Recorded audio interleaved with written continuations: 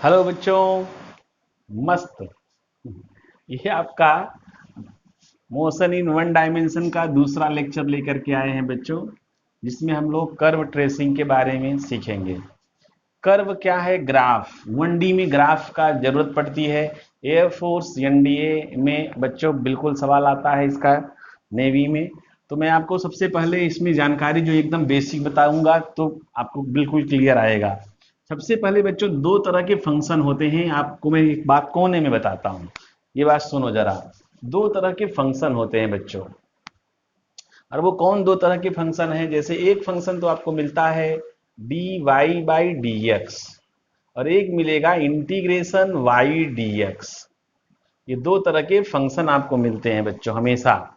तो इससे क्या फीलिंग आती है बच्चों? ये आपका स्लोप बताता है। स्लोप मतलब बच्चों आप क्या समझते हो? ढाल, प्रवणता, जिसको हम लोग सुनते हैं प्रवणता। ठीक है। और ये बताता है बच्चों एरिया।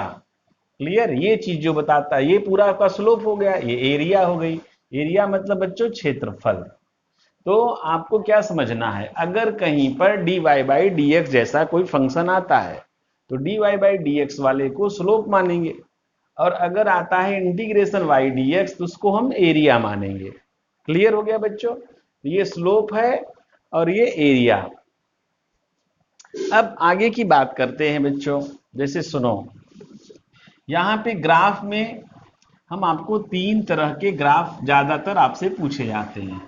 एक पूछा जाता है एस टी कर्व, एक वी टी कर्व, एक A T curve. S T का मतलब हुआ दूरी समय या पोजीशन टाइम बोलते हैं। Position time curve, velocity time, acceleration मतलब त्वरण, और टाइम का ग्राफ। ये तीन तरह के ग्राफ आपसे पूछे जाते हैं।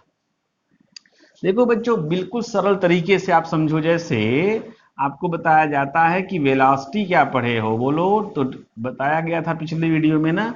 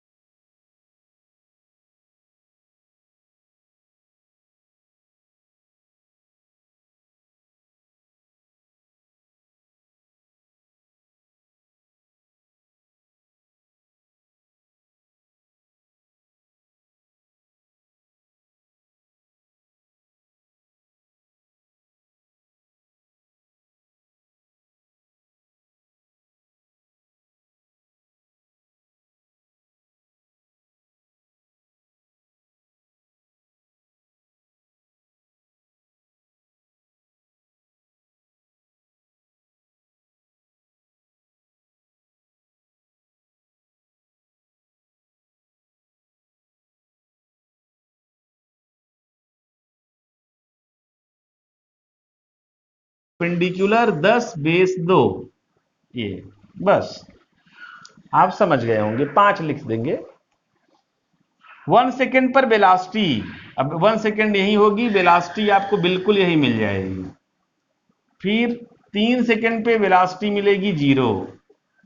अब बात आती है कि 3 सेकेंड पर स्पीड वेलोसिटी क्या मिलेगी। 3 सेकेंड यहां होगा बच्चों। एक्चुअल में ना इसका जो स्लोप है, यहां पे फिर से एक नई बात कोने में सीखते हैं। देखो बच्चों, अगर स्लोप ये angle theta less than 90 degree हो, ध्यान से समझना बच्चों, थीटा 90 से कम हो तो स्लोप आपका पॉजिटिव अर्थात धनात्मक होगा, ढाल धनात्मक लिया जाता है। और थीटा ग्रेटर देन 90 हो तो ढाल नेगेटिव लिया जाता है, स्लोप आपका नेगेटिव लिया जाता है। बात आपको समझ में आ गई। ढाल या स्लोप हमेशा यहां से लेते हैं, पॉजिटिव एक्स इस तरफ से लेते हैं। तो यहां पर स्पीड जानते हो कि नेगेटिव नहीं होती है, इसलिए हमने नेगेटिव नहीं लिया। मैंने पिछले वीडियो में बताया है स्पीड नेगेटिव नहीं होती है। तो यहां पर क्या करेंगे हम लोग, इसको नेगेटिव नहीं लेंगे। तो अब क्या करेंगे, वेलोसिटी देखेंगे। वेलोसिटी के लिए क्या करोगे बच्चों, -10/2, ये वेलोसिटी हो जाएगी यहाँ की। एक स्पीड हुआ क्योंकि इसका ढाल यहां से देखा जाएगा, तो एक स्पीड हुआ और एक वेलोसिटी हुआ। बोलो बात समझ में आ गई कि नहीं आई बच्चों? इस सवाल से आपको बहुत अच्छी फीलिंग आ जाएगी। आगे का सवाल देखते हैं। डिस्टेंस एट 2 सेकेंड, 2 सेकेंड में डिस्टेंस कितना गया, तो आप कहोगे 10 मीटर। बिल्कुल सही है आंसर, 10 मीटर। 4 सेकेंड में बोलो डिस्टेंस वही रह गया 10 मीटर। अब 4 हो गया। अब कई सेकेंड की बात कर रहे हैं, 6 सेकेंड। 6 सेकेंड में देखो 10 मीटर ये हुआ, यहां तक 10 ही मीटर है, फिर यहां तक 10 मीटर, तो 20 मीटर हो जाएगा। ये हो गया 2 सेकेंड का, 4 सेकेंड का, 6 सेकेंड का। अब आएगा डिस्प्लेसमेंट। 2 सेकेंड में 10 मीटर, 4 सेकेंड में डिस्प्लेसमेंट 10 मीटर, फिर बात करते हैं 6 सेकेंड में। तो डिस्प्लेसमेंट यहां से गए थे वहीं आ गए, तो डिस्प्लेसमेंट 0। यहां पर से पोजीशन 10 मीटर गए थे, फिर आप वापस आ गए, जहां से गए थे वहीं आ गए, तो पोजीशन 0 हो गई। ये बात आपको अच्छा लगा होगा, वीडियो आप आगे पीछे करके देखें। ये बात चल रही थी एसटी कर्व में हम लोग पोजीशन टाइम कर्व का ग्राफ कैसे बनाते हैं और उसका एप्लीकेशन कैसे करते हैं, क्या क्या चीजें सीखते हैं। तो बात जान लो कि वेलोसिटी नेगेटिव 0 पॉजिटिव ही होती है और स्पीड नहीं होती है। वो भी एप्लीकेशन यहाँ सीखने को मिल गया हम लोगों को। ये सवाल आप बार बार समझ लेंगे, एक ग्राफ से कई ग्राफ सीखने को मिला। बोलो बच्चों अच्छा लगा कि नहीं जी? अब हम इसमें देखो बच्चों, एसटी कर्व के बाद की जो जानकारी होगी वो हम लोग देंगे VT curve, velocity time curve. ठीक है, वेलोसिटी टाइम। अब इसके नीचे का जो एरिया होता है, अभी अभी मैंने बताया, क्या बताया जा, v ds by d t होता है, तो ds बराबर वी डी टी होगा, s बराबर वी डी टी। ये सब बताया हूं, पिछले वीडियो ठीक से देखें आप।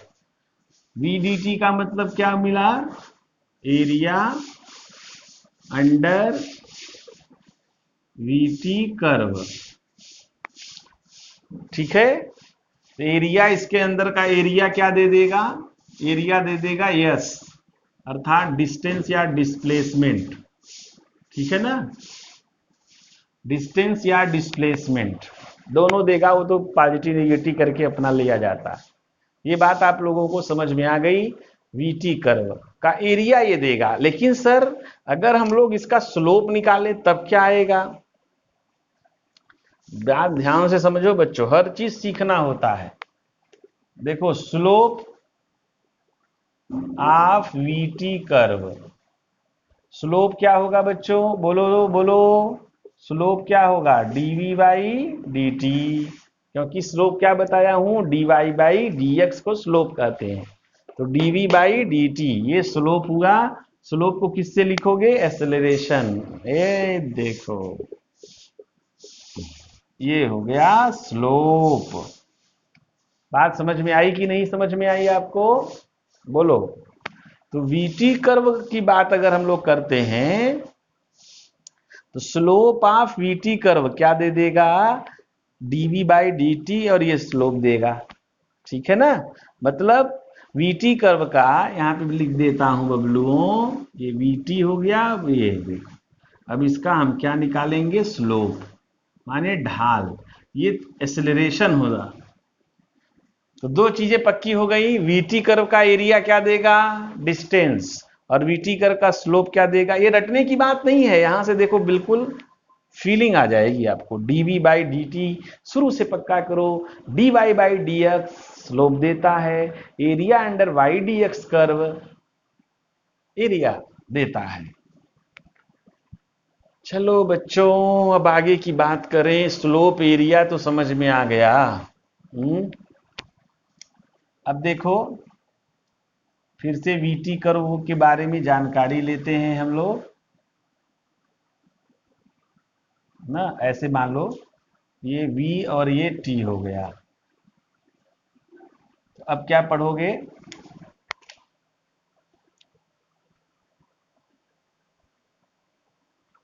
वीटी कर्व में ध्यान से समझना, ये तो क्या है बोलो, यूनिफॉर्म एक्सेलरेशन। यूनिफॉर्म एक्सेलरेशन, क्योंकि टाइम के साथ वेलोसिटी बढ़ रही है, एक समान त्वरण। और फिर ऐसे जाने लगा ना सीधे, इसका मतलब यूनिफॉर्म मोशन।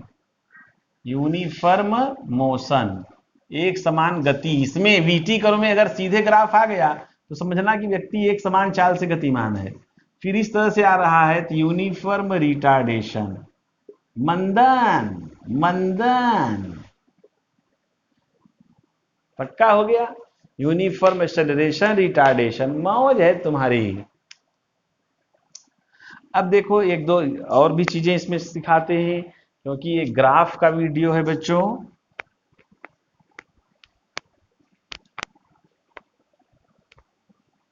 चलो, अब इसमें जैसे v is equal to u plus a t, ये अब t का पावर 1 है, वेलोसिटी का पावर 1 है, तो आप पक्का समझ लो इधर t है इधर v है।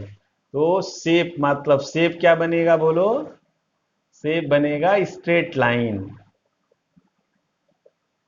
स्ट्रेट लाइन, सरल रेखा। पावर देखिए, v और t के बीच खींच रहे हैं, तो v और t के पावर देखेंगे। अभी इसके पहले भी बताया था ये बात। अब यहां पर टाइम 0 रखोगे बच्चों तो वेलोसिटी होगी u, t 0 रखोगे तो हम पहुंच जाएंगे इस एक्सिस पर, वेलोसिटी रखेंगे u, ये सीधे स्ट्रेट लाइन, ये आपका ये बनेगा। ठीक है,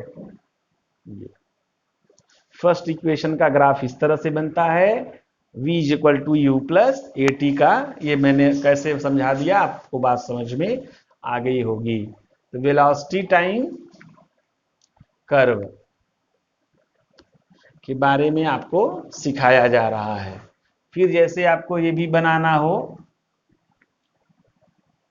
बात चल रही है वेलोसिटी और टाइम की, अभी हम डिस्प्लेसमेंट टाइम नहीं लेंगे, वेलोसिटी टाइम पर ही बात कर रहे हैं। ठीक है बच्चों, इतनी बात क्लियर हो गई है आपको।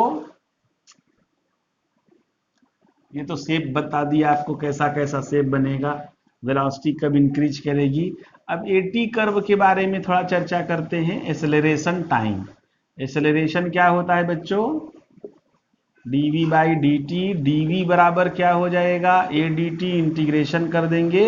इतने को बोलते हैं बच्चों चेंज इन वेलोसिटी, वेग में परिवर्तन, बराबर integration A D T. Change in velocity A D T, इसको क्या बोलोगे, area under A T curve. ये पक्का कर लो। तो आपसे पूछेगा कि एटी कर्व का एरिया क्या देता है, तो आप बोलोगे चेंज इन वेलोसिटी। तो आपको ये पता चल गया बच्चों कौन सी चीजें क्या देती हैं, क्या नहीं देती हैं, और कैसे कैसे हमें निकालना चाहिए। इस वीडियो को 2-3 बार रिपीट करके देखें। फिर मोशन इन वन डायमेंशन का और भी वीडियो लाऊंगा, और देखते रहें और सीखते रहें विनय सर के साथ बेहतरीन फिजिक्स। जय हिंद।